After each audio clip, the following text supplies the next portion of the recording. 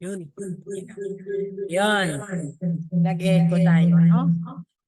Oh, hello and good evening, everyone. Grabe naman. It's Song Fellowship again, no? Tapos, we are so grateful to the Lord. Kasi alam nyo, last Friday, nasa Maynila pa tayo. Alam mo, nagsisiksikan kami doon sa hotel room, di ba? But now, just for a week, nandito na kami ulit sa MH Church. At yung iba, nauwi na rin ng Mindanao. Yung iba, nagpabuhol pa. Some, umuwi rin ng China. At meron din naiwan sa Maynila, no? So, praise God. Kahit saan, patuloy nga si Lord ang inuuna natin. Praise God. So, again, I would like to welcome each and every one of us in the Song Fellowship. I would like to share on Have You 10:25. It says here, huwag natin kaligtaan ang pagdalo sa ating mga pagtitipon gaya ng ginagawa ng ilan. Sa halip, palakasin natin ang loob ng isa't isa, lalo na ngayong nakikita natin malapit na ang araw ng Panginoon. So yun, wag daw natin kaligtaan, especially this fellowship, no? Wherein we study, we learn, we listen, and we share the Word of God. Kasi ang patuloy natin na pagdalo at pagsunod, no, to God's command and to God's instruction, nakikita nga Jesus is in our heart, no? In John 8:12, it says, Jesus is the light of the world. So sa patuloy natin na pagsunod sa kanyang mga commands, sa kanyang instruction, sa patuloy natin sa pag-attend sa mga gawain, Jesus lives in our heart, no? Si Jesus daw ang ilaw ng sanlibutan, at sa ating pagsunod, the light of Jesus shines in our lives. Shine in our family, 'di ba? So nakikita si Kristo sa ating mga buhay, 'di ba? At 'yan ang sign na we are the children of God, 'di ba? Hindi ka na daw lalakad sa kadiliman pag si Kristo na ang kumokontrol ng iyong buhay, 'di ba? Jesus is in our hearts and he control our lives, 'di ba? Thank you. So tapos patuloy nga nag-obey tayo, no, sa kanyang mga commands, kasi in that way matuto tayo, no, marami pa tayong matuto about His words and His promises for all of us. So, thank you so much. Patuloy lang tayo na unahin natin ang Panginoon, 'di ba, sa lahat ng ating mga gawain. Hindi to kalugihan, hindi kalugi ngayon na tinigilan mo yung trabaho mo, 'di ba? O hindi ka muna magtrabaho, hindi ka muna magluto kasi attend ka ng Song Fellowship, 'di ba? So but then, sobra-sobra na pagpapala yung marinig mo ang salita ng Diyos, ang His promises, no? Ang salita niya na patuloy nag-inspire and encourage sa iyo, sa iyong buhay, especially in times of struggles. So again, welcome you all in Mercy and Hope Church Song Fellowship. Thank you so much and God bless everyone. Amen. Amen po. So, tuloy-tuloy na po natin ito. Alam ko kanina pa po excited ang Holy Spirit to dwell in us, at excited na rin po kayo na papurihan ng Panginoon. So, let us call po our opening prayer. Tita Mek? Yeah. Good evening everyone. Mayong gabi sa tanan. Okay, let's pray. Lord, thank you for this evening that we are here again for our Song Fellowship. May your presence be with us this evening. We are asking, Lord, forgiveness for our all undertaking, for all the challenges, Lord, that we may encounter. Be our strength and wisdom. Protect us, Lord, in our all that we do. Thank you. Thank you, Lord, in all that we do. Thank you for your great love. May you continue to guide us through your through your word for us this evening. All of this we ask in your mighty name. Amen.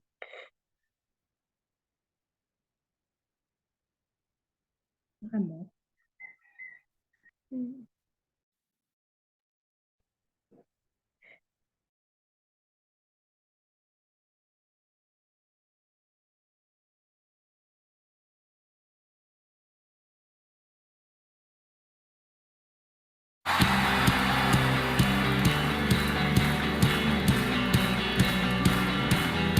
Come on, Hillsong Conference, you ready to praise Jesus with everything tonight?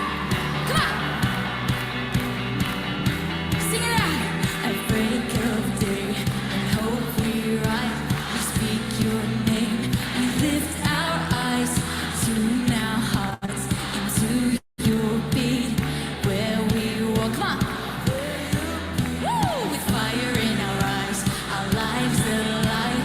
Your love untamed is blazing out. The streets will glow forever bright. Your glory's lit. You ready? Let's go. You will never fade away. Your love is here to stay by my side in my life, shining through me every day. You will never fade away. Your love is here to stay by my side in my life, shining through me every day.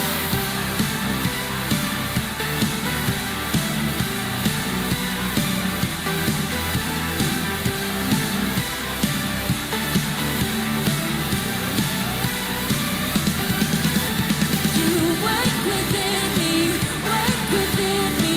You're in my heart forever. You wake within me, wake within me. You're in my heart forever. Hands up.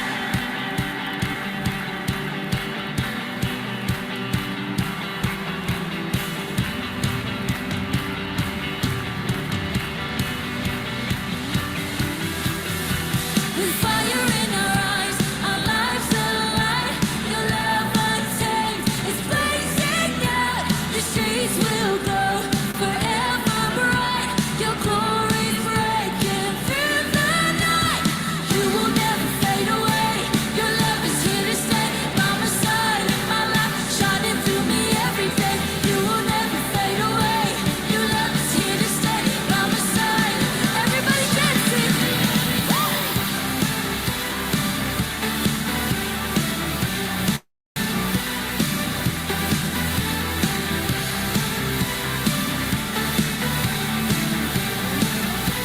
Come on, we sing. You wake within me, wake within me. You're in my heart forever. You wake within me, wake within me. You're in my heart forever.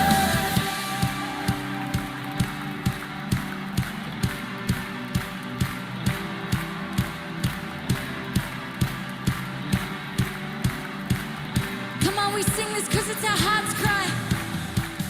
Forever, forever, forever in your love. Forever, forever, forever. Come on, lift your voice. Forever, forever, forever, forever, forever. We know that you will never fade away. Your love is here to stay by my side in my life, shining through me every day. You will never fade away. Your love is here to stay by my side. Break it down.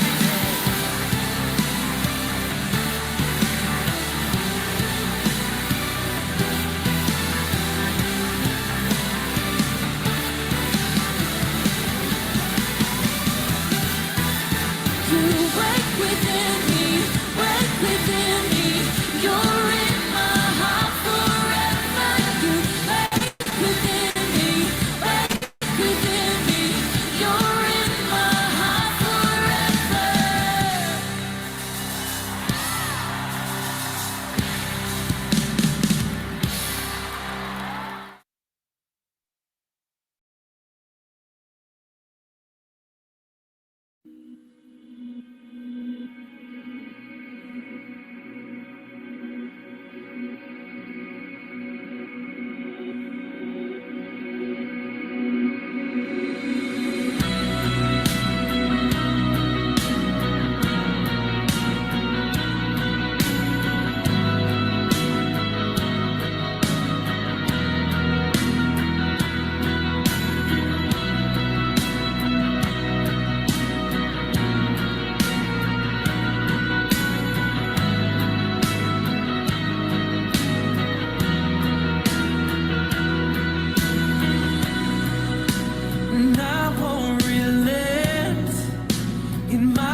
pursue for you. No matter what comes my way, I will seek you. I'll keep running, I'll keep chasing after you. 'Cause I'm so in love, so in love with you.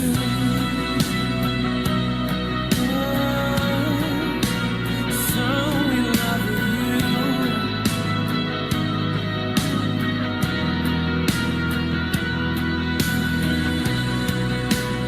You won't relent in your pursuit for me.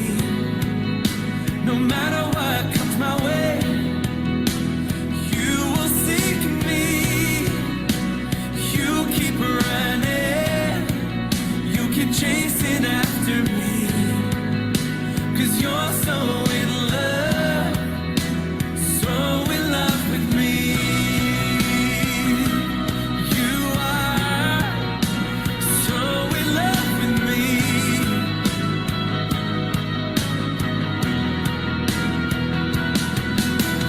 How can it be that the great I am is so in love with me?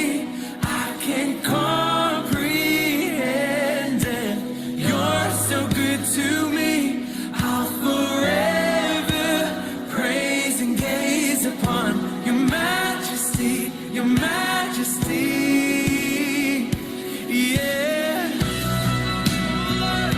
Your majesty, Jesus.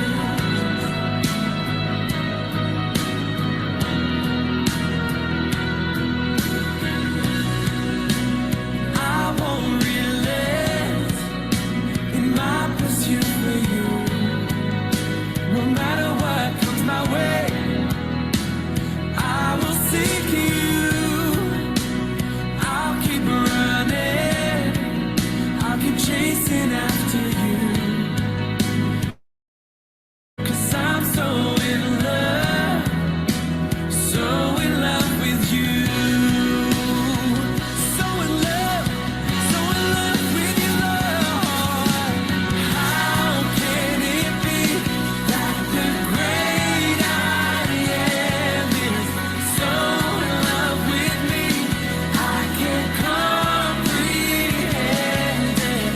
You're so good to me. I'll forever praise and gaze upon your majesty, your majesty. How can it be that the great I am is so in love with me? I can't comprehend it. You're so good to me. I'll forever praise and gaze upon your majesty, your majesty. Yeah.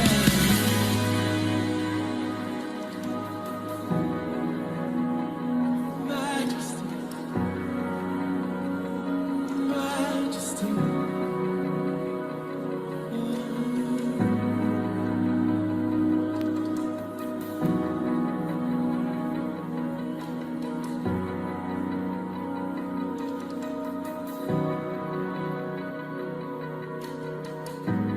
I make this vow, Jesus, here and now, that I will seek you. I will search and I will chase, run into your name for all of my days, lived in your praise. Holy, holy is your name. I make this vow, Jesus, here and now, that I will seek you. I will search and I will chase, run into your name for all of my days, lived in your praise. Holy, holy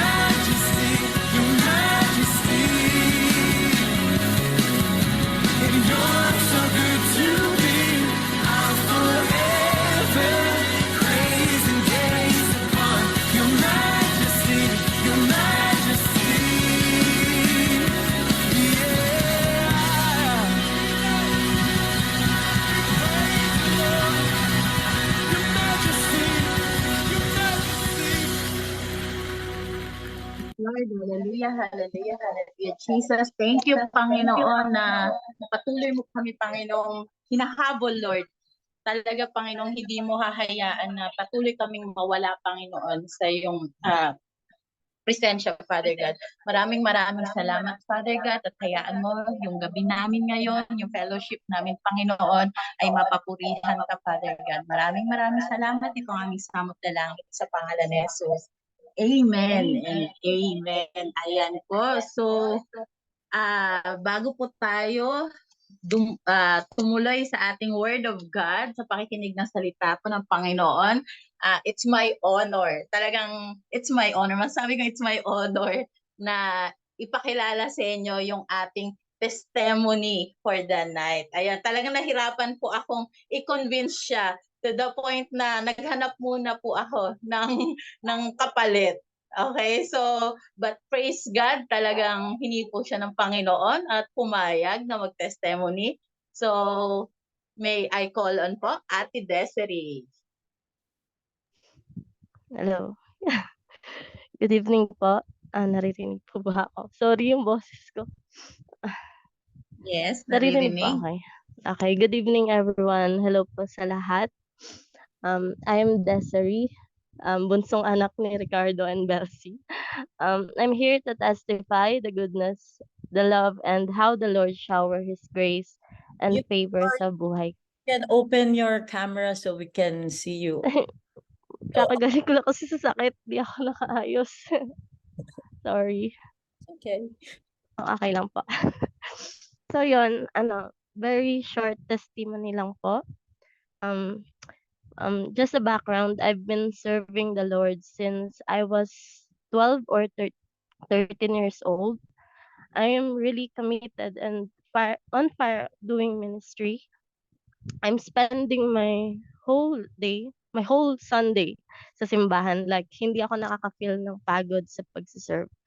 Hanggang sa nagpalipat-lipat na kami ng church, nalipat rin ako ng ministry, naging part ako ng praise and worship ministry, and also natuto rin ako ng keyboard, kaya napasama ako sa mga musicians.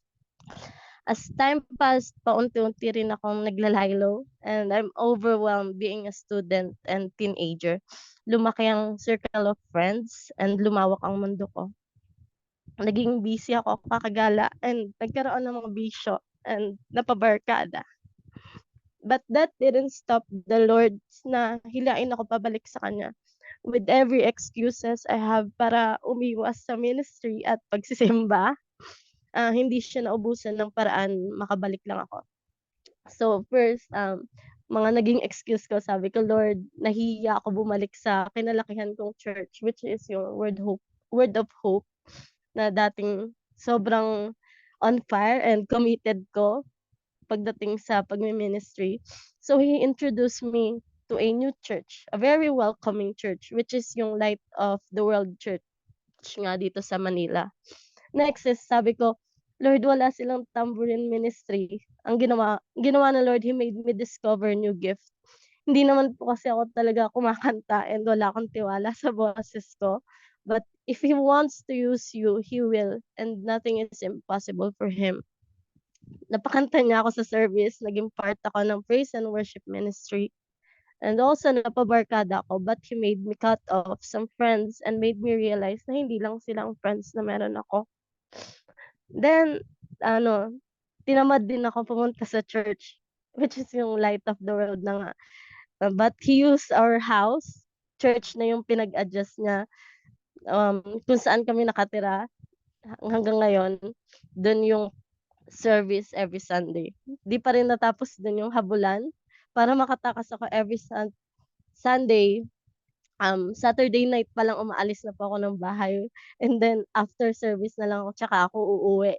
What He did is, He sent me to province. So doon, wala akong takas, wala akong ibang pupuntahan. The only thing na pinaghahandaan ko is Sunday service. Wala akong ibang kailangan gawin, wala akong gala or distractions. And with all of that, I realized, grabe pala ka-consistent ang Lord sa buhay ko, sa pakikipaghabulan niya sa akin. And despite sa mga kasalanang nagawa ko, mga bisyo ko, sa pagiging pasaway ko kala mama and papa, napatanong ako, Lord, why you still want to use me? Eh, ganito ako. Ganito ang mga ginagawa ko. And yun, that He made me realize na my experience is my testimony, na pwede kong gamitin yun to glorify His name, and how He showed His love and grace despite of all my imperfections and shortcomings. So yun, very short lang po. That's why I'm blessed na lumaki ako sa pamilyang may takot sa Diyos and loves to serve Him. That's all po. Thank you and glory to God. Ayan, praise God. So, tamang-tama praise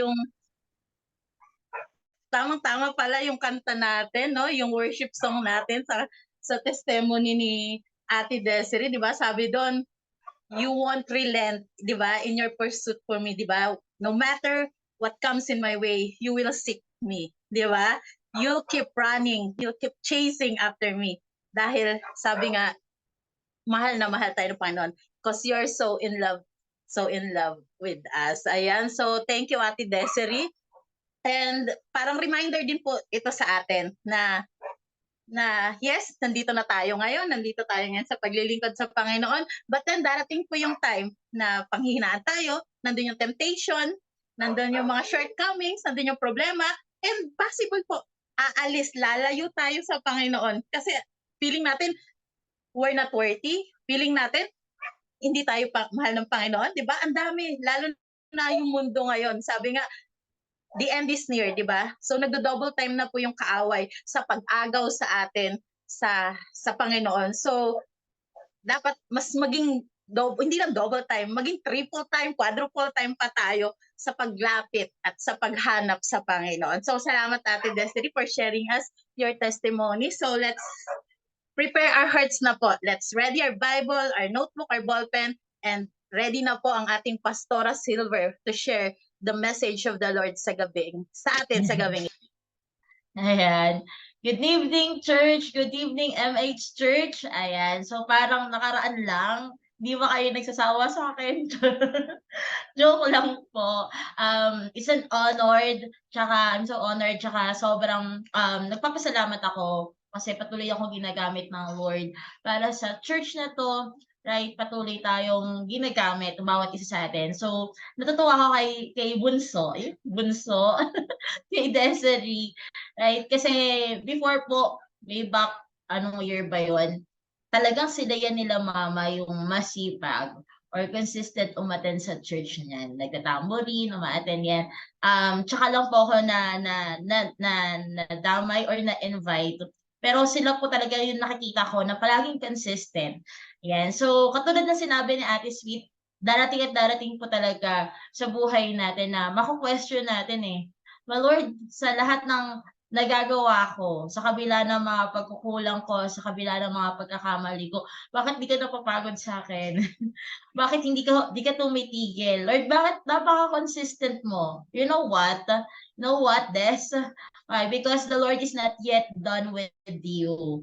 Amen? Hindi pa tapos ang Lord sa'yo. Malay mo sa susunod, ikaw na yung mag-preach dito.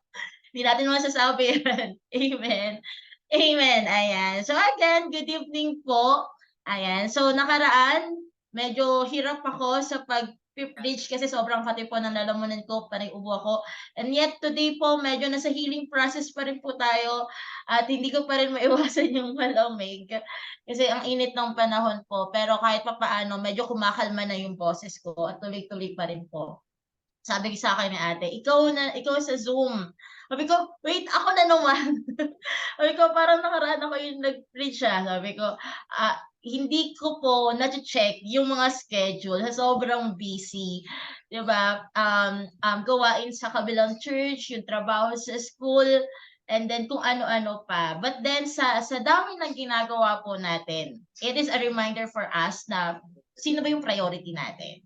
Sino ba yung uunahin natin? And doon po sa lahat ng pagka-business natin, nakikita yung pagiging Kristiyano po natin na sa kabila ng sangkatutak na trabaho, kabila-kabila yung mga ginagawa natin, hindi po natin nine-neglect or hindi natin pinapabayaan yung calling na meron po yung bawat isa sa atin. So, ikaw at ako, naniniwala po ako na hindi ka lang taga-upo, hindi ka lang tagakinig, but God has something in store for us na ikaw ay tinatawag din ng Panginoon para sa pagmi-ministry o paglilingkod. Amen? Ayan.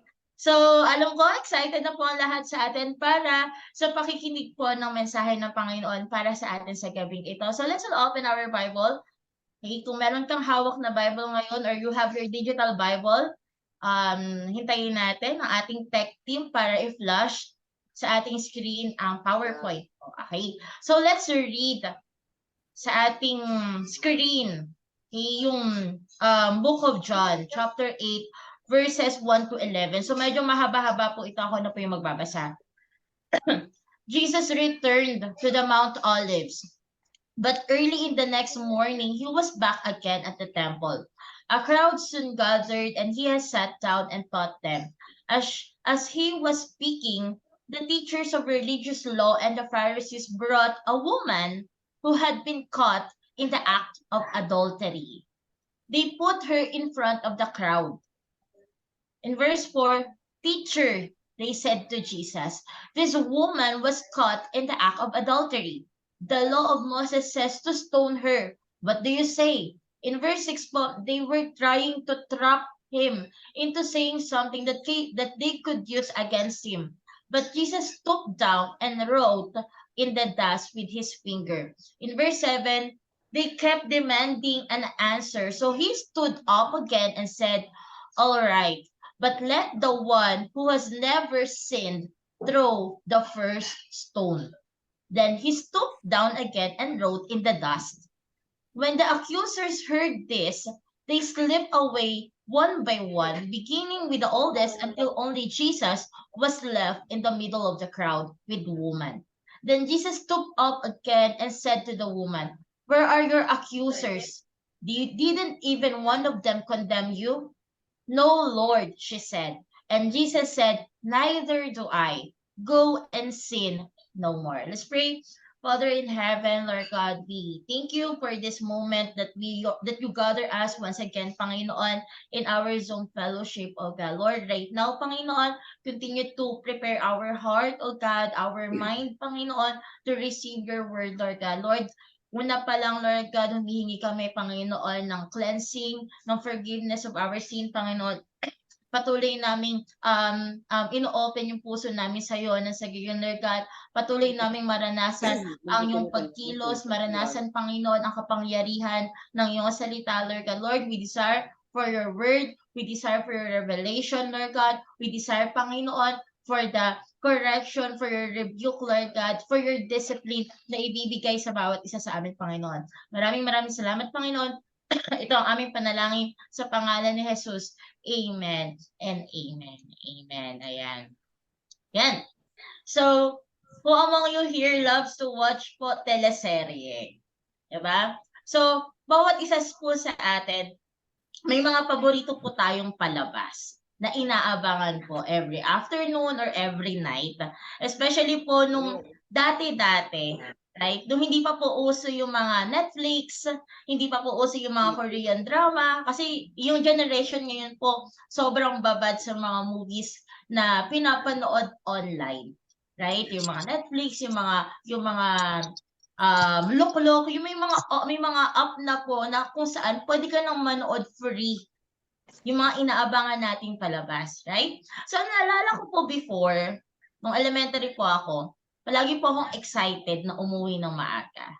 Right? Kasi may inaabangan po akong palabas that every afternoon po. Mga Asian novela sa TV network po. Kaso, sa kinatagal-tagal po ng mga palabas dito po sa country natin, sa Philippine TV po, akala ko ako lang yung nakakapansin. Before po, di ba, hindi na po nagiging maganda yung mga ine-air sa TV. Hindi na po maganda. Kung mapapansin po natin more on sensual na, more on rated SPG na, yung mga pinapalabas po sa mga TV station yun. So before po, updated ako sa mga palabas. Mga pa-ABS, before may ABS pa kasi, GMA, right? Yung mga palabas nila, mga Two Wives, mga The Legal Wife, My Husband Lover, A Secret Affair, No Other Woman, Right? Temptation of wife, ika-anim na utos. Right? Titingnan po natin kasi yung mga palabas na ito ng mga nakaraan pong taon, mga previous year po, ito talaga yung mga trending, palaging pinag-uusapan, palaging laman po ng kwentuhan kapag nag-gather po yung mga tao. Kung iisipin po natin yung scenario po, right? Jesus and an adulterous woman, isa po ito sa mga parang soap opera, di ba? Pagdating po sa mga scenario sa Bible. So try to imagine, she is caught in the act of adultery. So what happened po? People drag her naked to show in the public kung anong kasalanan ng babaeng yon, kung anong ginawa niya. Right? She is humiliated by her sin. Andun po siya na nasa gitna, pinagtitinginan, pinag-uusapan, pinangdidirian. Yung sin po, itong kwento na sa Bible, parang soap opera din po na napapanood natin sa TV. Right? Diba? Na inaapi siya, kinakaawaan, pinagtutulungan. Andun tayo sa climax na kung saan ginajudge po siya ng maraming tao.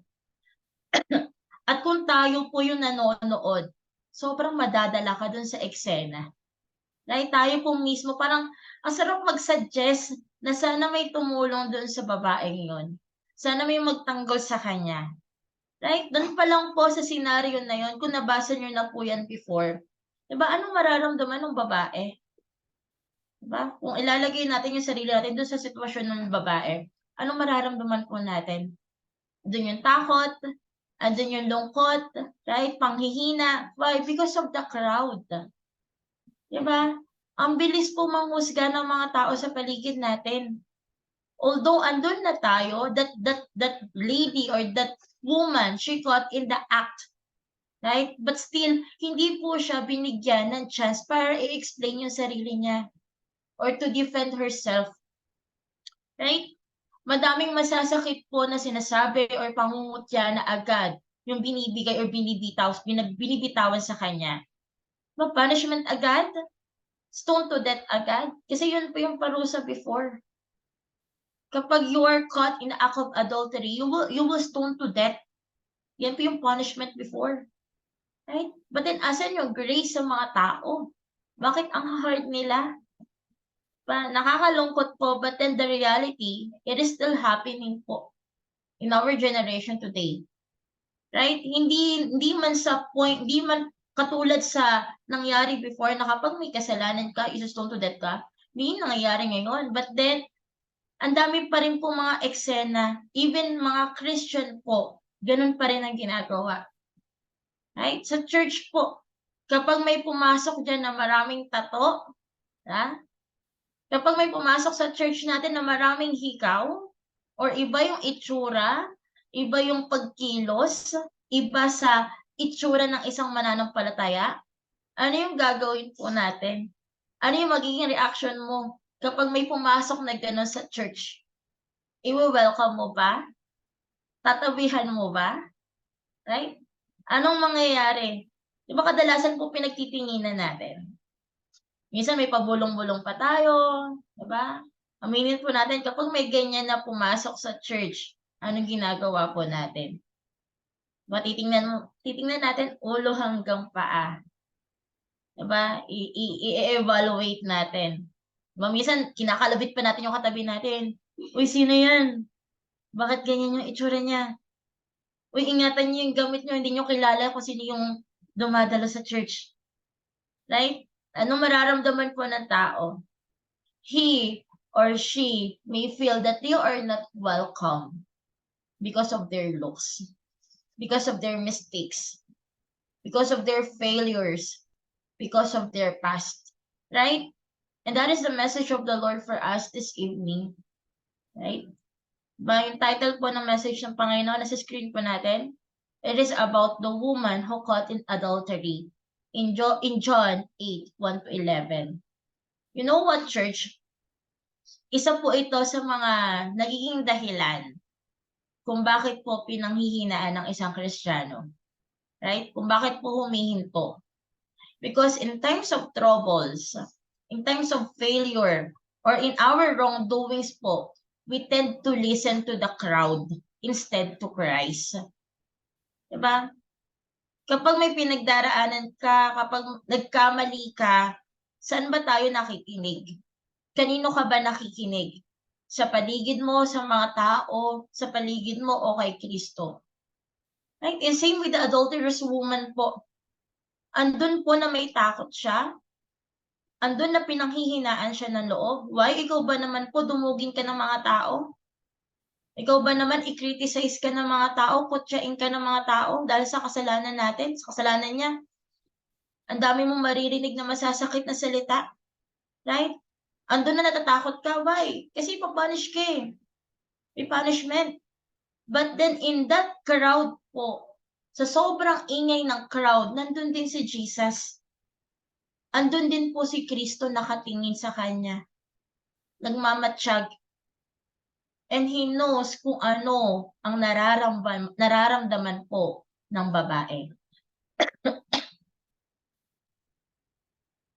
If you are in that situation, di ba? Kanino ka makikinig? Kanino ka titingin? Sa crowd ba? O kay Jesus? Di ba? Kanino yung focus mo? Sa crowd ba? O kay Kristo? Sino yung hahanapin mo? Sa crowd ba? Titingin ka ba sa crowd? O kay Kristo? Amen? Right? In this passage po, bibigyan po natin ng pansin. Right? Yung John, kasi meron pong two main voices that is usually speak in our situation sa buhay po natin. Like what I mentioned po a while ago, it is the crowd or Christ. Kanino ka makikinig? Sa crowd ba o kay Kristo? Actually, the story po of the adulterous woman po, meron siyang dalawang side. Meron siyang dalawang angulo na pwede po natin bigyan pansin. Kasi yung una po, si Jesus yung gustong itrap, yung unang side po dito, si Jesus na gustong itrap po ng mga Pariseo. Ba, yung pinaka-focus talaga ng mga Pariseo dito, hindi po talaga yung babae. Diba? Wala po silang pakialam dun sa nagawang kasalanan ng babae. But then, nakahanap po ang mga Pariseo ng pain. Kung paano po nila malilinlang or paano nila maitatrap si Jesus. Kung ano po yung magiging response ni Jesus. Kung papatawarin niya ba o paparusahan yung nagkasala. Yun yung unang side. At yung pangalawang side po dito, it is about the adulterous woman who experienced the grace of God. At ito po yung pinaka-focus natin ngayon. It is about the adulterous woman who experienced the grace of the Lord. Amen? So doon po sa senaryo ng adulterous woman po, diba, pinagigitnaan siya, hinuhusgahan siya dahil sa kasalanan niya, dahil sa mga nagawa niya, napakaingay po ng paligid. Daming sinasabi ng mga tao sa paligid niya. Pero kanino siya makikinig? Sa crowd ba o kay Christ? The voice of the crowd, it simply criticizes. It condemns. It destroys. It mocks. It humiliates po. Ito yung mga salita, right? Ito yung mga boses na binibitawan po ng crowd. Doon sa adulterous woman. Same voices po. Same crowd who criticize, who condemn, who mock Jesus in the cross of the Calvary. Right?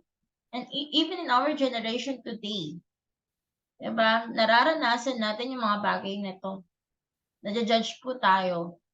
Especially sa mga Christian. Bawal kang magkamali. Kristyano ka. Dapat maayos ka. Dapat malinis ka. Dapat wala kang flaws. Dapat di ka nagkakasala. Kasi kung magkakamali ka, magkakasala ka, madja-judge ka, ay Kristyano ka pa naman. Diba? Kikriticize ka, kukutsain ka, lalaitin. Ay, ayan na si hallelujah, hallelujah. Andiyan na yung holy. Andiyan na yung praise the Lord. Right? Ang dami pong sasabihin na hindi magaganda ng mga tao sa paligid natin. Makapag kaharap ka, okay. Pero kapag nakatalikod na, ang dami na pong sasabihin. especially if we sin. Lalo na kapag nakagawa po tayo ng kasalanan. I-judge ka talaga ng mga tao sa paligid mo.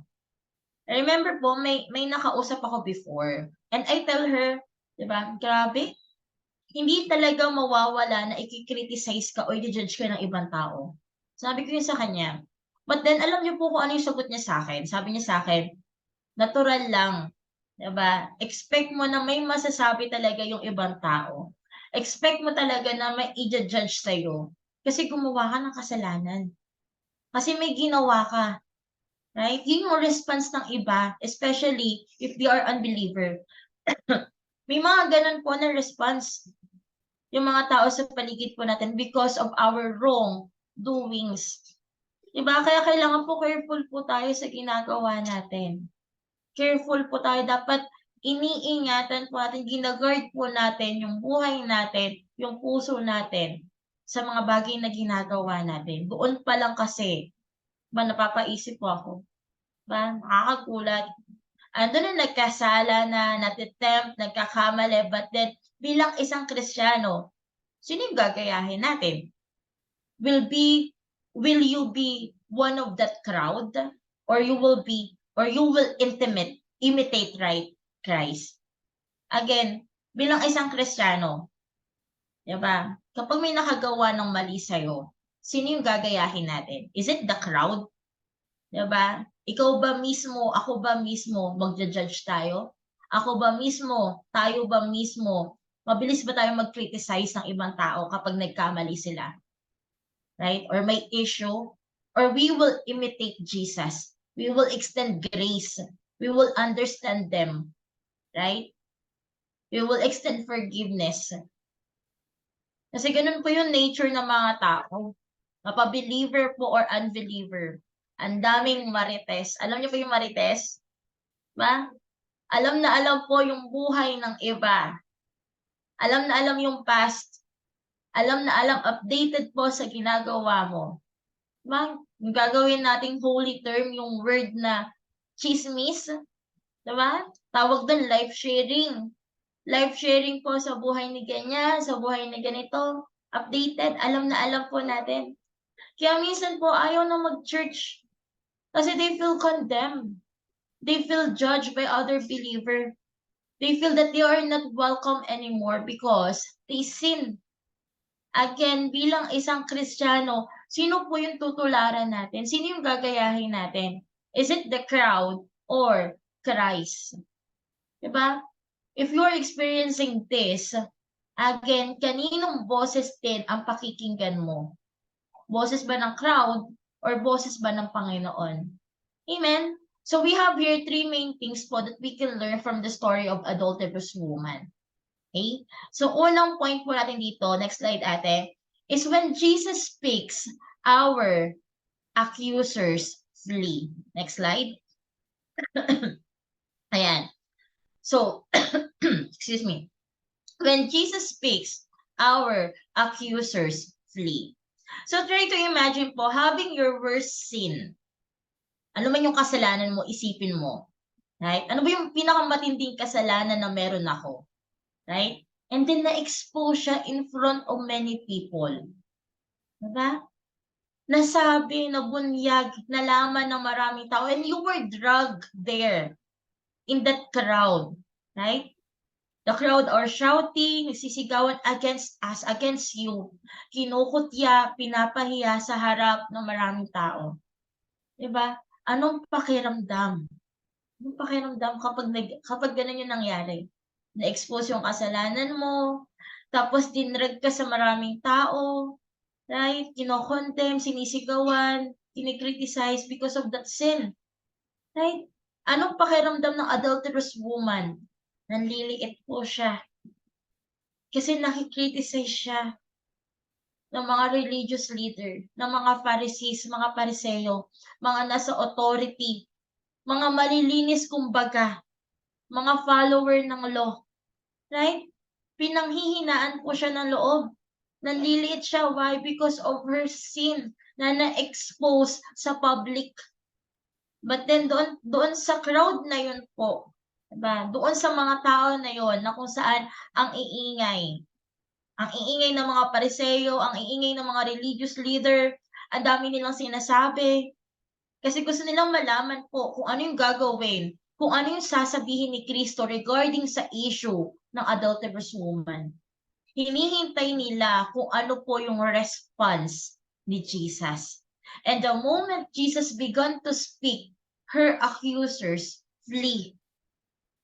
Amen? It only means po, ano man ang binabato ng mga tao, mapa-religious leader man yan o hindi, kapag si Jesus na po ang nagsalita, they cannot override. They cannot interfere the authority of the Lord Jesus Christ. Amen? Diba nung una pa lang, ang dami sinasabi ng mga Pariseo, pero si Jesus kalmado lang. Diba? Kalmado lang na pasulat-sulat lang siya sa lupa. Diba? And then, tinanong ulit siya ng mga Pariseo, anong gagawin dito sa adulterous woman? Diba? Napatahimik po sila nung sumagot na si Jesus. Nung nagsalita na si Jesus. Amen. Again, ulitin ko po, kapag si Jesus na yung nagsalita, they cannot override. They cannot interfere the authority po ng Panginoon.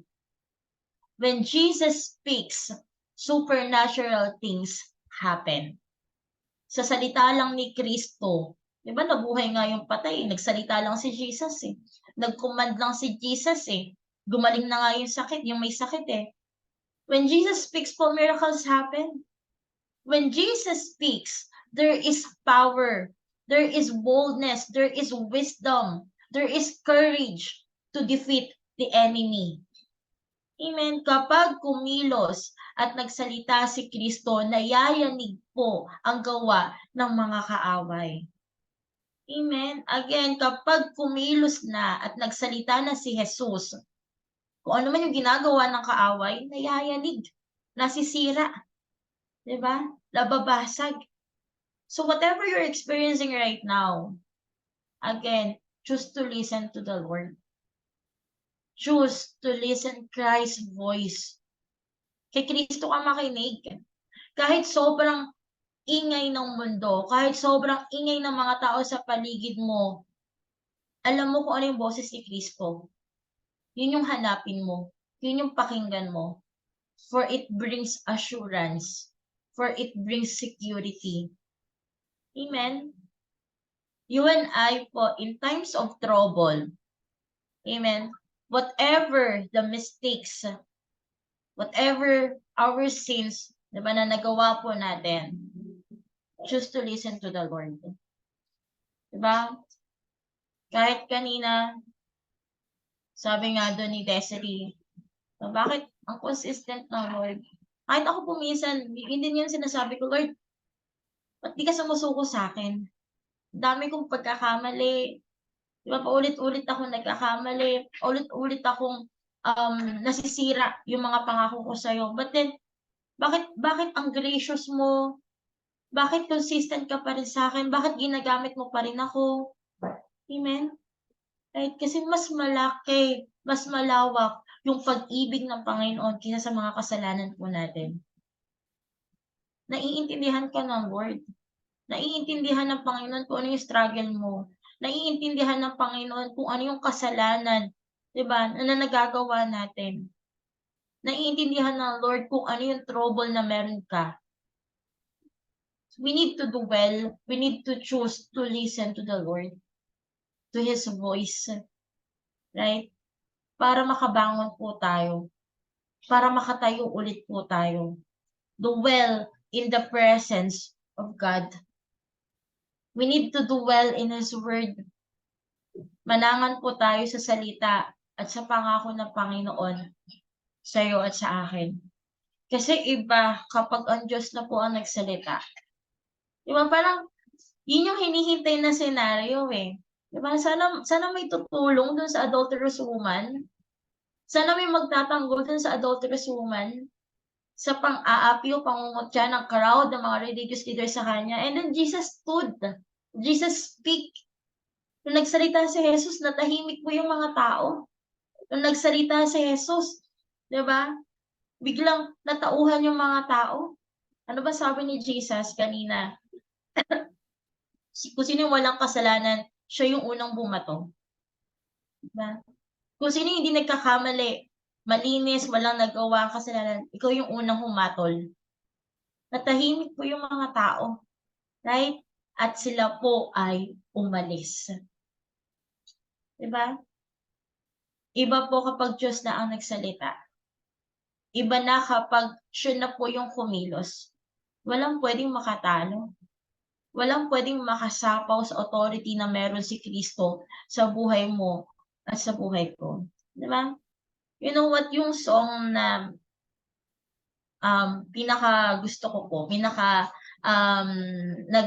minimeditate ko siya talaga. Yung song na I Speak Jesus, I Speak the Name of Jesus.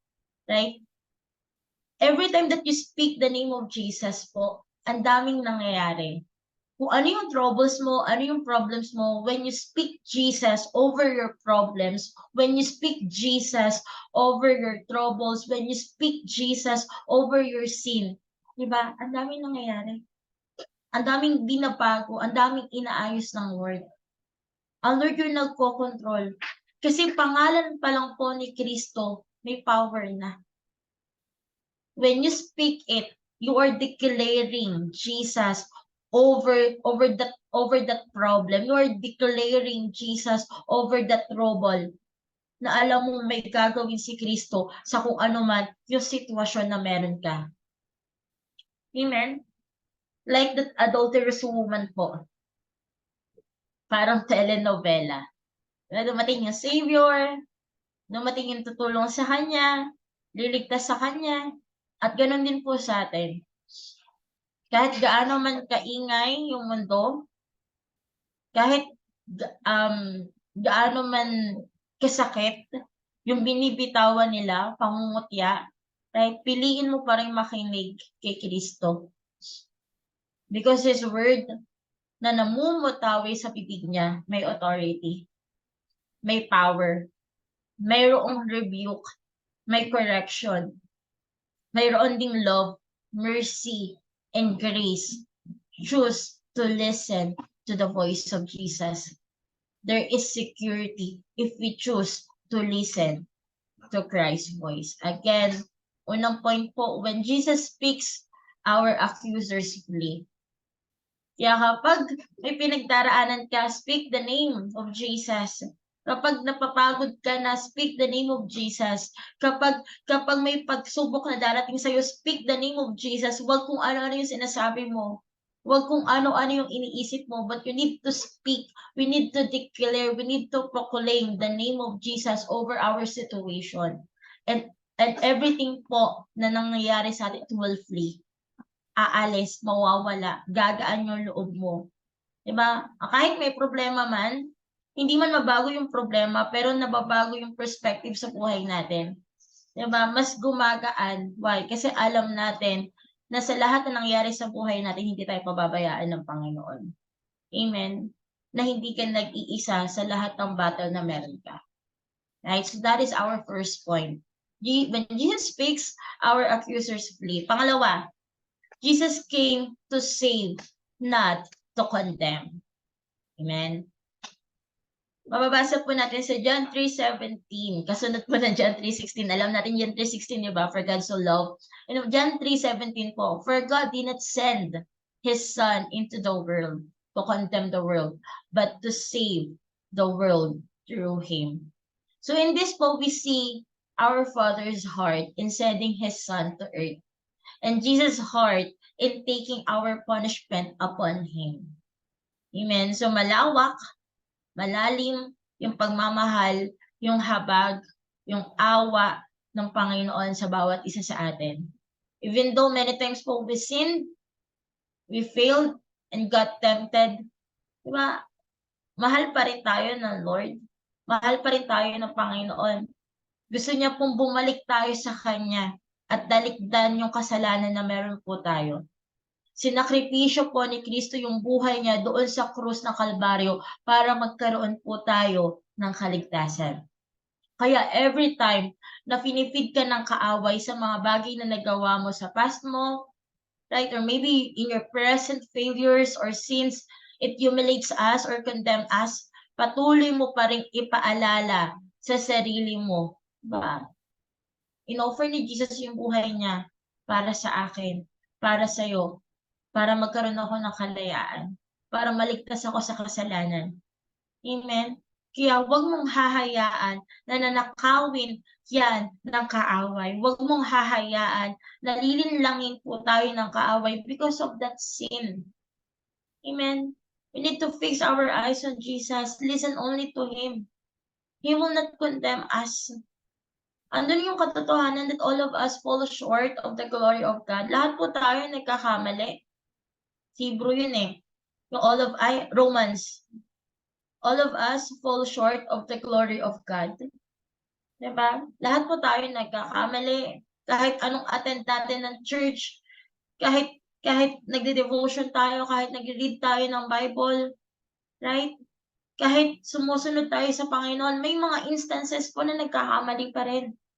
May mga pagkakataon po na nagkakasala pa rin tayo. Why? Because all of us fall short of the glory of God. Wala pong makaabot sa standard ng kabanalan ng Panginoon. Right? Lahat po tayo nagkakamali. But then, sa kabila po ng kamalian natin, sa kabila po ng kasalanan natin, God will not condemn us. The Lord will not judge us. Amen? Instead po, He came to save us. He came to save the world and not to condemn us.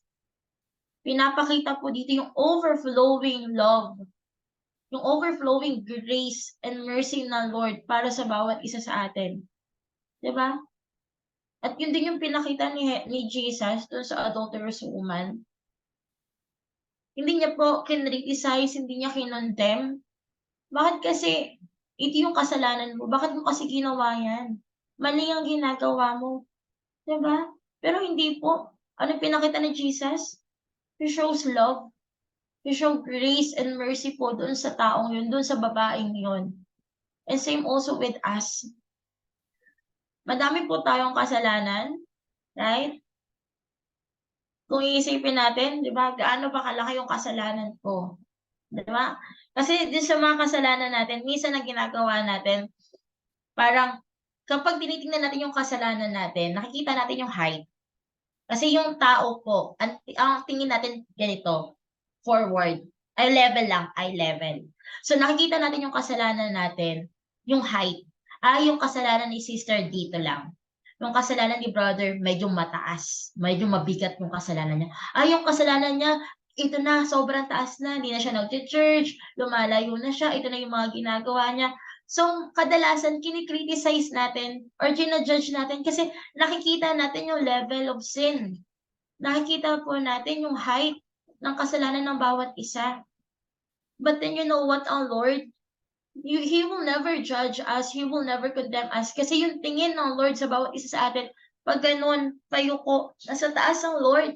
So, ang kita ng Lord, yung tingin niya sa atin, pantay-pantay. So, lahat ng kasalanan natin, ito, pantay-pantay. So, He will never judge you. He will never judge us. Na kahit alam niya na paulit-ulit tayo nagkakasala, ang gusto ng Lord, baguhin natin. Ang gusto ng Lord, talikuran na natin yung kasalanan. So, He will extend grace. He will extend love and mercy for each and every one of us. Kaya po siya, in-offer niya yung buhay niya para magkaroon po tayo ng kaligtasan. Amen? Ano sabi po sa Mark 2:17? On hearing this, Jesus said to them, "It is not the healthy who need a doctor, but it is the sick." Right? I have not come to call the righteous, but sinners. Amen? Ang ganda ng sabi ng Lord doon sa Mark 2:17. And it is a reminder for us. Dumating ang Lord, pumunta ang Lord, hindi para sa mga healthy. Right? Diba kasi, hindi ka pupunta ng doctor kung healthy ka naman eh. Amen? It is not the healthy who need a doctor. And same also with us. Sabi ng Lord doon, hindi siya pumunta para lang sa mga righteous. Pero yung pinaka-priority niya is to save the sinners. Amen? Na magkaroon pa ng pagkakataon na dagitin lahat ng hindi pa nakakakilala sa Kanya. Dagitin doon sa punishment na pwedeng mag-abang sa kanila. Right? I have not come to call the righteous, but sinners. Amen? Kaya the Lord, He will never judge us because of our sin. Andoon na talagang i-remind ka ng Panginoon, you need to stop doing that. You need to stop doing this. Kailangan mo nang itigil yan. Kailangan mo nang i-cut yan. Right? Kung talagang mahal mo ko, kung talagang sumusunod ka sa akin, you need to follow me. Right? But then, God will never criticize us. It is the work of the enemy who condemn us. It is the enemy who criticize us. It is the enemy who judge us. But the Lord, He will extend His grace. He will extend His love, even in our difficult or in our troubled times. Amen. Kung sa tingin mo, you are like that adulterous woman who is condemned by the crowd. Kung sa tingin mo, ikaw yon, parang nakaka-relate tayo. Lahat tayo nakaka-relate. I mean, sa dami ng kasalanan natin, napakabigat, napaka-worst na nagawa natin. At kinikriticize tayo ng karamihan, ginajudge tayo ng mga tao sa paligid natin. But hey, tumingin ka kay Kristo. Fix your eyes to Jesus. Jesus will never do that. Hindi niya ipapamukha sa'yo na ito, napakaliit mo lang. Right? Hindi niya ipapamukha sa'yo kung gaano kalaki, kung gaano ka-worse yung kasalanan na gawa mo. But then He will approach you with gentleness. God will remind us, meron pa rin discipline na ibibigay ang Lord, meron pa rin rebuke na ibibigay ang Lord, correction na ibibigay ang Lord, but there is gentleness, there is love and comfort pa rin. Every time po na i-rebuke, ididisiplinahin, or i-correct tayo ng Lord, may pagmamahal, may comfort pa rin po every time that He discipline us. So we need to remind ourselves, whatever the depth of our sins, gaano man ka lalim, ka taas, kalawak yung kasalanan na meron po tayo, just call out the name of the Lord. Right? Diba? Call my name, call the name of Jesus, and He will save us. Seek the name of Jesus, and He will save us. Right? Seek Jesus, seek forgiveness, seek repentance, seek the grace. Hanapin mo, siyasatin mo, right? And we will find mercy, right? We will find the love and value na pwede pong ibigay ng Panginoon para sa bawat isa sa atin. Again, di ba, yun yung katotohanan na malalaman natin dun sa adulterous woman. Jesus came to save us and not to condemn us. Amen. Jesus came for you and for me, na sa kabila ng mga kasalanan natin, andoon na lalapitan ka ng Panginoon para i-remind ka, 'di ba? Sin no more. Huwag mo na ipagpatuloy yung kasalanan niya yan. Tapusin mo na yan, pigilan mo na yan. Sin no more. Amen? Hindi pumunta ang Panginoon para i-judge tayo, para i-condemn tayo, pero turuan tayo na lumakad na may kabanalan at pagbabago sa buhay ng bawat isa. And last point na po tayo that we can learn from the story of the adulterous woman is Jesus offers new life. Amen. Ayan. Next slide, ate. Ayan. Jesus offers new life. Ba? Ulitin ko po yung sinabi ni Jesus sa last part po. Sabi ni Jesus sa verse 11, neither do I. Go and sin no more. Amen. So the moment that we ask Jesus for help to save us, it is the moment po the transformation happen. Alam niyo po, kapag yun yung moment na kung saan talagang lugmok na lugmok ka sa problema, lugmok na lugmok ka sa kasalanan, lugmok na lugmok ka sa pagsubok or kung ano man yung pinagdaraanan mo, but the moment we ask for help, we ask Jesus for help to save us, to heal us, or to lift up, diba? Para ibangon ulit po tayo. It is also the moment for transformation. Why? Because you're believing that God will do something. Na sa lahat nasa pinagdaraanan po natin, 'di ba? Suko na tayo eh. Pagod na ako, Lord. Sa lahat ng pinagdaraanan ko, hindi ko na alam yung gagawin ko. 'Di ba? We're asking for help. We're asking Jesus to intervene. Lord, di ko na alam yung gagawin ko. Ikaw na. 'Di ba? Lord, nagkakamali na naman ako. Lord, di ko na alam kung paano magsisimula. 'Di ba? Yun yung moment na sinurrender mo na. Yan yung moment na kapag humingi ka ng tulong sa Panginoon, ibig sabihin, 'di ba, hindi mo na kaya. And you're asking God to help us. Amen. At doon po mangyayari yung transformation. How? Kasi inaccept mo yung fact na hindi mo na kaya. Inaccept mo yung fact na may pagkakamali ka. Inaccept po natin yung fact or yung katotohanan na sa kabila ng mga ginawa nating pagkakamali, sa kabila ng mga failures natin, sa kabila ng mga pagsubok o problema na meron po tayo, hindi natin kaya ng tayo lang. Na kahit gaano man kadami yung sources mo, kahit gaano man kagaling, kahit gaano ka man katalino, kahit gaano ka pa kalakas, hindi na po natin kakayanin. At kapag hindi na po natin kaya, we ask for help. At kapag po tumulong na ang Panginoon o kumilos na ang Panginoon, may babaguhin siya sa buhay mo. May babaguhin siya sa puso mo. Amen. Mayroong acceptance that we sin. Mayroong desire po to repent and ask forgiveness. Nagkakaroon ng transformation kasi nandoon yung desire na humihingi ka ng tawad. Humihingi ka ng forgiveness sa lahat ng kasalanan natin. Humihingi tayo ng chance sa Panginoon na baguhin po tayo. Right? So magkakaroon ng transformation if we surrender our life to Him. Diba? Nagkakaroon ng transformation and Jesus offers in your life the moment po na hinumble natin yung bawat isa sa atin. Amen. The moment that we humble ourselves and ask God to save us or to change us, then transformation happen.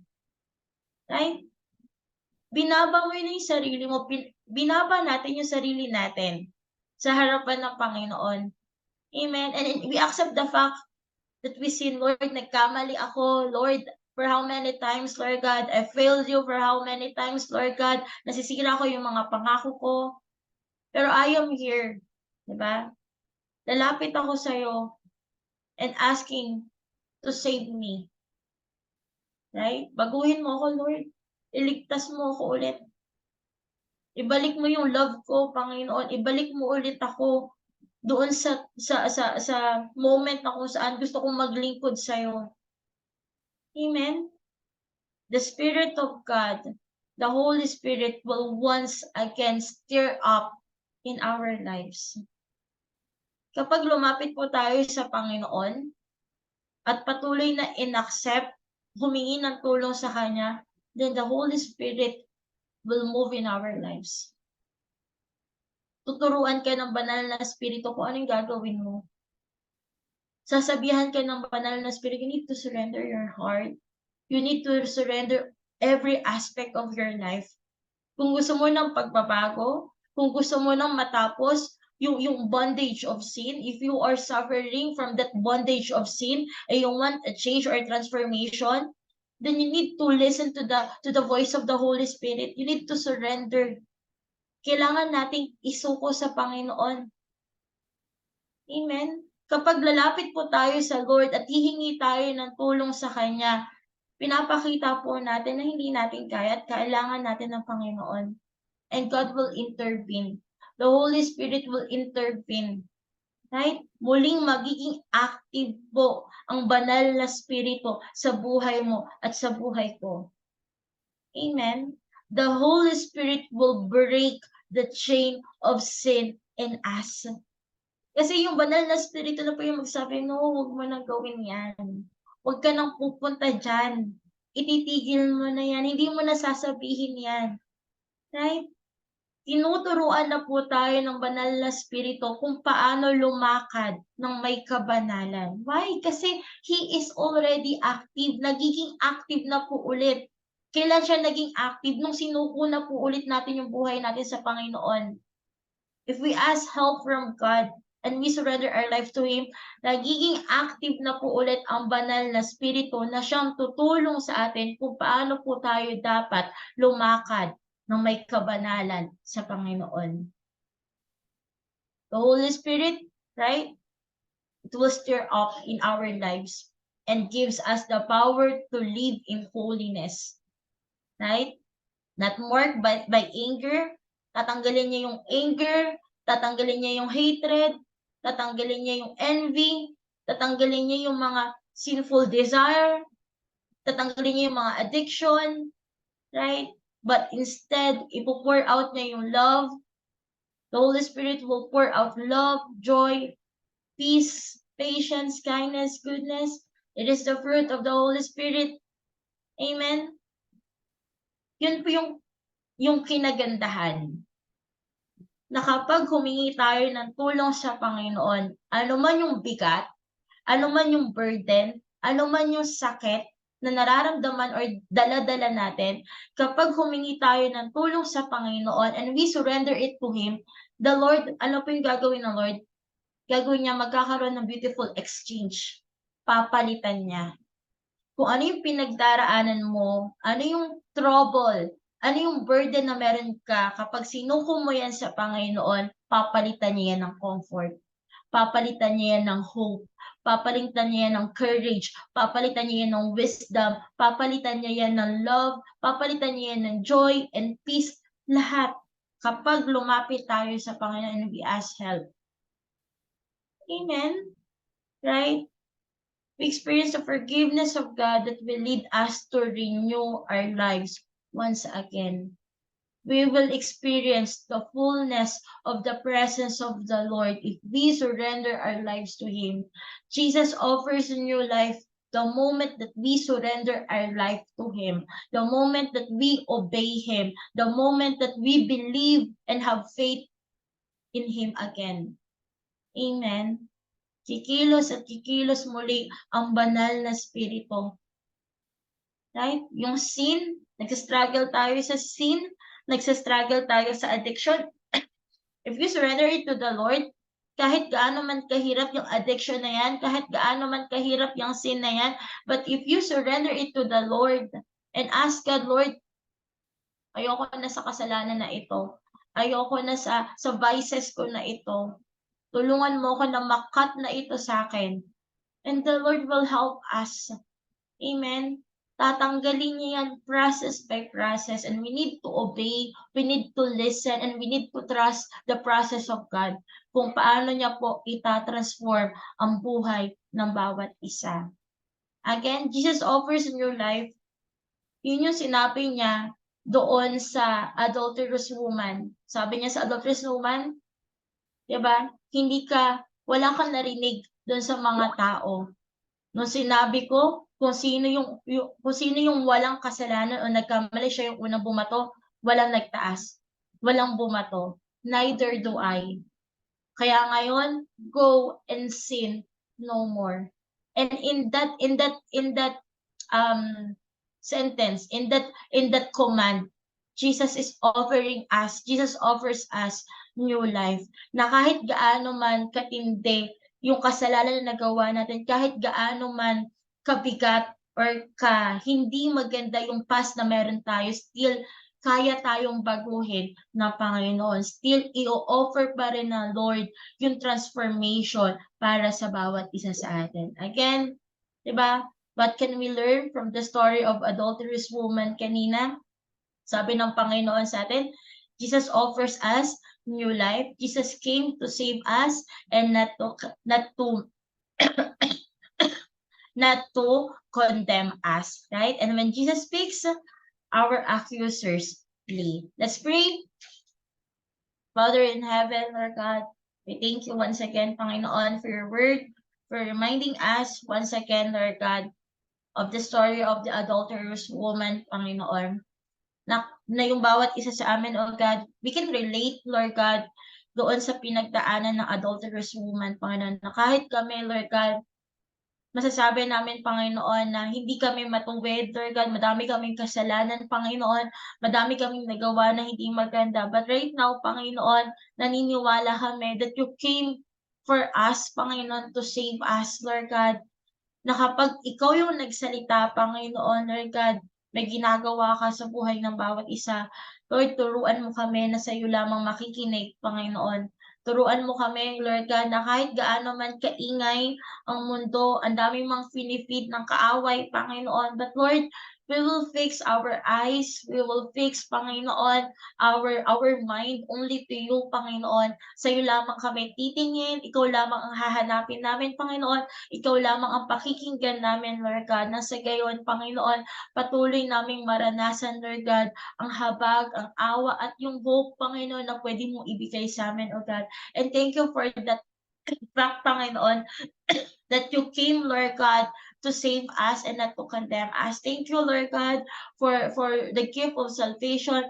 Thank you, Panginoon, for your forgiveness. Thank you, Lord God, for mercy and for love, Panginoon, na patuloy mo kaming minamahal, patuloy mo kaming inuunawa, patuloy mo ina-extend yung grace mo, Panginoon, Lord God, although that we don't deserve it, Panginoon, Lord God, patuloy mo pa rin ang pinagpapala at minamahal ang bawat isa, O God. Lord, thank you, Lord God, for reminding us, Panginoon, na sa kabila ng mga kasalanan namin or mga pinagdaraanan namin, you can still offer new life, Panginoon. You can offer, Lord God, transformation if we surrender our heart to you, Panginoon. Right now, help us, Panginoon, to have that total surrender, Lord God. Patuloy namin sinusuko ang lahat-lahat sa iyo, bawat area ng buhay namin, Panginoon, ang puso namin, ang isipan namin, patuloy namin binibigay at pinagkakatiwala sa iyo, Panginoon.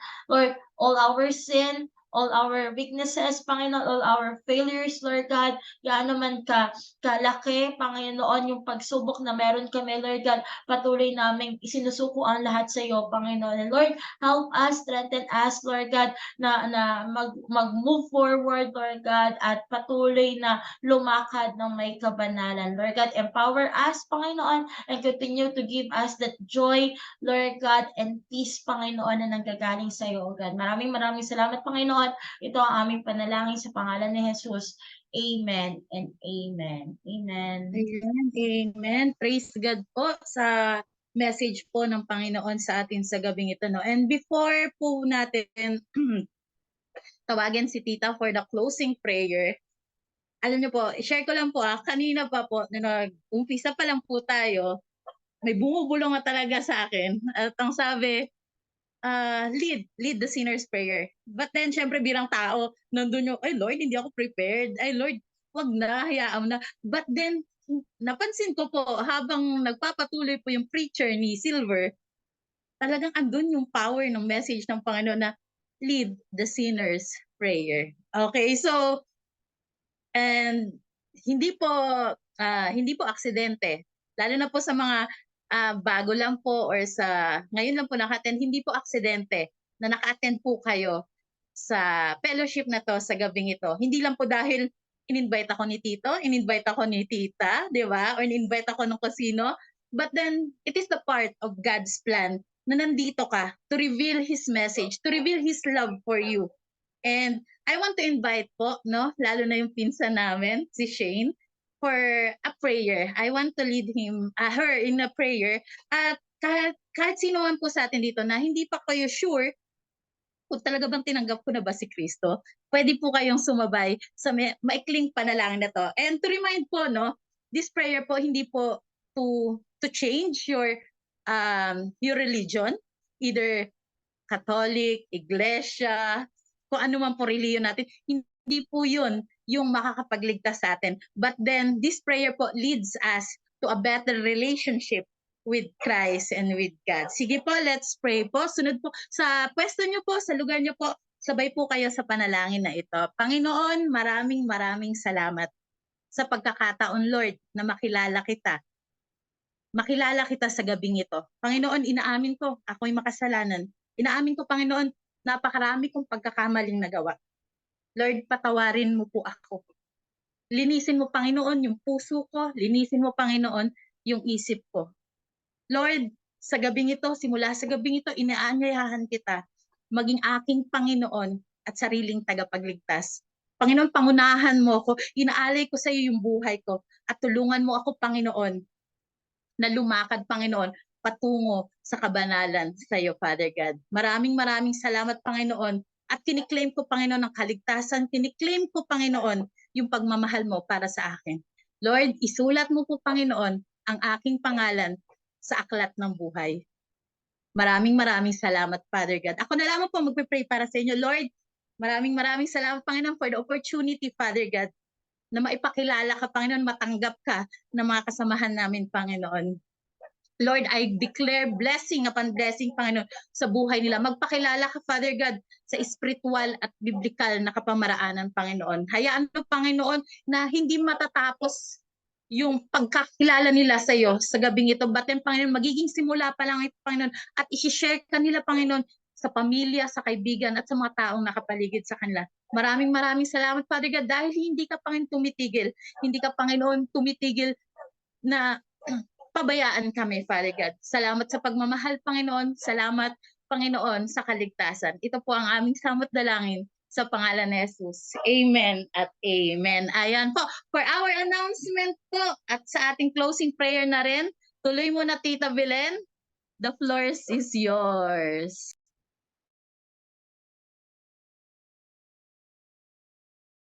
Tita, nakamute ka. Okay. Hello everyone, good evening. In ano ba? Surprising ko ni Sweat, ulagin ko ka ready.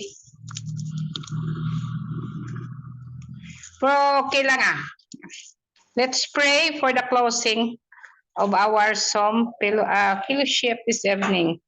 Heavenly Father, thank you so much for the message we heard from our pastor, Silver Memadas. Thank you so much for the wonderful message. Nakabay pa, Lord, na ang mga mensahe na ito bless mo ang tagsa nga nakapamati. Lord, para nga ikabuhi nila ang mga mensahe nga ila nabatian, Lord. Salamat po sa tanan-tanan nga na pamati kag nag-attend sa sininga Psalm worship sa sininga gabi, Lord. Ni tanan, Lord, ginapanumbalik kinamon ang kadayawan, pagpasalamat sa ngalan ni Kristo Jesus nga manluluwas. Amen. Amen. Ako, Tita, meron ha. Check mo yung messenger mo. Binigyan kita ng schedule. Okay, for the closing remarks, may I call on Pastor Bel. Oh, wow. Kahit hindi ready, very, ano naman talaga, very strong and sure prayer. Yeah. Amen. So ang dami po nating natutunan ngayon. We were filled with God's wisdom through preaching of Pastora Silver. Yes, amen. So marami po tayo nakuhang points. So can you kindly mute po yung so may mga okay. Yeah, can you kindly mute? Thank you. So nag-share po si Pastor Silver ng tatlong points about sa matututunan natin about sa adulterous woman. Okay? So sabi niya, point 1, Jesus speaks and the accuser flee. Second one, Jesus came to save, not to condemn. And pangatlo, anong sinabi niya? Jesus offers new life. Okay? So ang tanong po dito, marami ako sinulat na notes kasi parang it's very tawag nito, masyadong maraming matututunan tayo sa kaso ng adulterous woman. Okay? So ang sabi sa John 8:1, di ba? The woman was caught in adultery. Okay? At the time po, this woman caught in adultery were not normally brought to Jesus, okay? So, yung scribes and Pharisees, okay? Yung mga religious leader, okay? Yung Pariseo po, yan po yung mga religious leader in the synagogue, okay? Yan yung mga hypocrite. Yung mga Sadducees naman, yung mga high priest na mayaman, okay? So yun po yung mga Sadducees and Pharisees po were seeking to trick Jesus, okay? Hindi naman, yung tama yung sinabi ni Pastor Silver na hindi naman about sa woman, it's about Jesus. They trying to trap Jesus, okay? So na para matrap si Jesus in the middle, okay? Whether Jesus, there's 2 points there, no? Whether Jesus will uphold the law of Moses. Ano yung law of Moses? Na batuhin, patayin pag nahuli ka sa akto ng adultery, or i-uphold niya ba yung Roman law? Ang Roman law kasi at the time ni Caesar, na you have to get the Roman laws approval, okay? The Roman law forbid execution. Hindi nila pinahihintulutan yung execution ng pagpatay pag nakot ka in adultery without Roman law approval, okay? So yun. So, ngayon, ang problema ngayon dito, kung i-uphold, okay? Kung i-uphold ni Jesus yung Moses law, Jesus will be breaking the Roman law. Ngayon, pag i-uphold naman ni Jesus yung Roman law, Jesus will be breaking Moses law. Kasi sabi sa Leviticus 20:10, if the man commit adultery with another woman, with another man's wife or neighbor's wife, he must be put to death. The adulterer and the adulteress shall be put to death. So, ang tanong dito, you have to ask yourself, no? Why only the woman? Bakit yung woman lang? Ang sabi dito, it takes 2 to tango. Pag pagagawa ka ng kasalanan na adultery, hindi lang woman, there's a man as well involved. So where's the man? You have to ask yourself, bakit? Bakit nga yung woman lang ang sabi? Where's the guy? Verse 4, sabi dun sa John. Verse 4, woman was taken in adultery. In the very act. So in the very act means dapat na doon yung lalaki. Kasi in the very act. Bakit hinuli lang nila yung babae? Because they want to trick Jesus. They want to trap Jesus. And then remember, Jesus is the only one who can condemn the woman.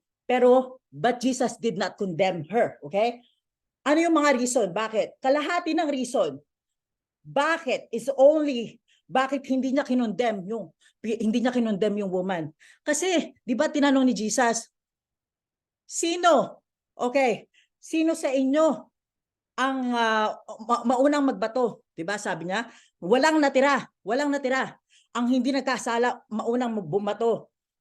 Ang pinakamatanda ang umalis, di ba? Kasi, ang sabi sa law ni Moses, adultery case demanded 2 or more witness. Paano wala nang witness? Umalis na lahat. Kaya, doon, kaya pag wala kang witness, kinasuhan ka, kaya medyo malakas yung kaso mo kasi sa court of law, walang witness, medyo di ba? Hindi malakas yung kaso against sa'yo. Also, so wala nang witness. And also Jesus knows that the woman was repentant. So humingi ng kapatawaran yung woman. How? Kasi hindi naman sinabi sa Bible na she was repentant. Okay? She was repentant because she did not flee. Hindi siya umalis. Hindi siya tumakbo. Hindi siya umalis when all her accuser left. Okay? Kasi pwede naman tatakbo na lang siya kasi umalis na yung mga lahat na nag-accuse sa kanya. No. She stayed there. Okay? And Jesus, hindi naman tinake lightly ni Jesus yung kasalanan niya. Jesus did not take her sin lightly, okay? Rather, Jesus commanded, anong sinabi ni Jesus sa kanya? Sin no more. Huwag ka na magkasala. Neither do I condemn you. So in this case, pinakita na naman ni Lord, pinakita na naman ni Jesus yung deity niya, yung pagiging Diyos niya, pagiging divine one niya. Through what? How? Kasi nag-forgive siya. Kasi Diyos lang ang pwedeng mag-forgive. Okay? So yan po. Wow, parang nag-Bible study tayo. So ngayon, sabi ni Pastor Silver, no? Speak the name of Jesus and the devil will flee. So ngayon, if you're going through something right now, you are fighting a battle, I want to remind you, okay? That God already gave us a weapon. May weapon tayo. Okay? Sabi ni Pastor Silver, speak the name of Jesus. Yan, isa rin yan sa weapon natin. But we can find this one, okay? In Ephesians 6:17, okay? This is the weapon that was handed to us for a close fight battle with the devil. God already armed us for battle. Okay? So ano itong weapon na to? You may ask me, no? It says in Ephesians 6, the sword of the Spirit, which is the word of God. It is our weapon. It is the only offensive armor in our spiritual combat against the devil. Okay? So yung Greek word po for sword here is dagger. Okay? Dagger. Kung alam nyo sa Bisaya, ano yung dagger? Sundang? But it's 18 inches dagger, ganyan kalaki, maliit lang siya. But a short knife which is sharp siya, matala siya both sides, okay? A dagger, yung sundang na sharp both sides, is used for close up fighting, okay? In your face fighting, hindi yung malayuan, yung malapitan. When the enemy is attacking you, you have problems that doesn't seem to go away. Okay, this dagger is the kind of weapon that you use for that kind of battle. Okay, so the dagger, which is the word of God, we can fight the devil, we can fight our problems, we can fight our bad situation, not just by holding the Bible. Kasi sabi sa Bible, the dagger is the word of God. So not just by holding the Bible, hindi natin mafa-fight yung enemy natin, si Satan, just carrying the Bible, or ibato mo yung Bible sa kay Satanas o sa kaaway mo. No, and even understanding the message in the Bible. Yes, it's very important to understand the message in the Bible, but we must fight. We must fight the evil, the devil, through the declaration of the word of God. So you have to declare the word of God. Hindi lang yung hawak mo yung Bible, pupunta ka sa simbahan, okay, tapos, or you read it, you understand it, pero if you want to fight the devil, if you want to fight your problems, you need to speak the word of God. You have to speak it loud, okay? So in Matthew, ano sabi sa Matthew 4? When Jesus was tempted by the devil in the wilderness, okay, 3 times sabi ni Jesus kay Satan, it is written, it is written, it is written. Sabi niya, tumalon ka dyan. Sabi ni Jesus, no, it is written. Do not put the Lord to the test. Tapos sabi ni Satan kay Jesus, i-turn mo yung stone into bread. Sabi ni Jesus, it is written, man shall not live on bread alone, but every word that comes from the mouth of God. Last one, sabi niya, I will give you everything. Sabi naman ni Jesus, it is written. It is written, worship the Lord your God and serve Him only. So sabi, si Jesus po, Jesus did not throw the Bible at Satan. Hindi niya tinapon yung Bible kay Satan. Hindi rin siya nakipag-meeting kay Satan. Okay? But Jesus declared and spoke to Satan what the Bible says. What the word in the Bible says. Sinabi niya, speak out niya. Kung si Jesus is the living word, okay? Si Jesus po is the living word. Jesus spoke the written word. Jesus spoke the Bible, the word in the Bible to fight the devil. Paano na kaya tayo? How much more we need to speak the word of God to our enemy? So it says in verse 11, Matthew 4, no? And then, pagkasabi niya, it is written, it is written, it is written, Satan left him. Now, kung gusto niyo, si Satan is iwanan kayo, to leave you alone, we need to start speaking the word of God to the devil. We need to start throwing scriptures to our problem. James 4:7 says, submit yourself to God, resist the devil, and the devil will flee from you. But you must do this in order, no? You cannot do the resisting the devil, then submit to God, okay? Kasi I'm sorry to tell you that the devil is stronger than you, okay?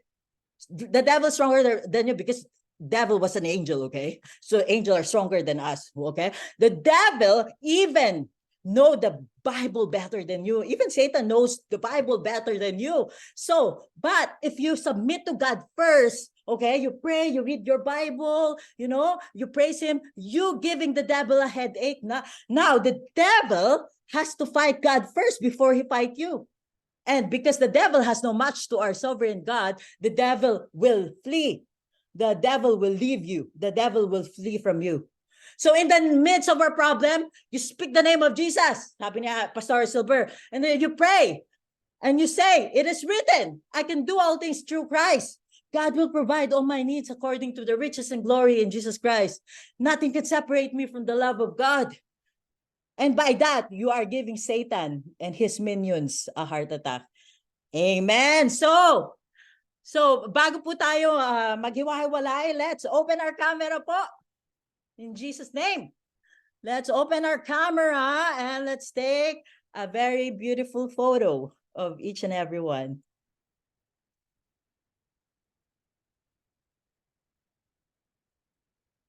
Maraming mga si Ate Shane po, she's very ano ba 'to, photogenic ba 'to tawag?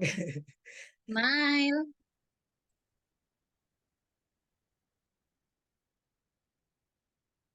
Ayan, isa pa po.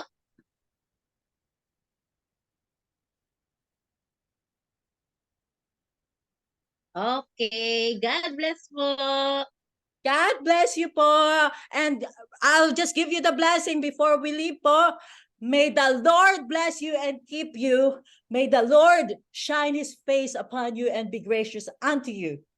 May the Lord turn his face upon you and gives you peace. Have a great weekend. See you again next Friday. Thank you so much. Sa mga MH Church po, sila Ate Hilda, Ate Lisel, and everyone, Tita Belen, LB. Kuya JM, Pastor JM, sorry, Kuya Gerald pala yun. Ate Dexy, Ate Ophel, Tita Brenda, Tita Mikmik, and Apple, and Sabrina. Kuya Jojo po, thank you so much for coming. And Kuya Raymond, Kuya Hill, and Brian as well. Have a lovely night. Thank you so much. God bless you all. Bless. God bless. See you again. Bye-bye. Ate Shane. Bye. Bye-bye, Mama. Bye-bye. God bless you. Bye. Ah.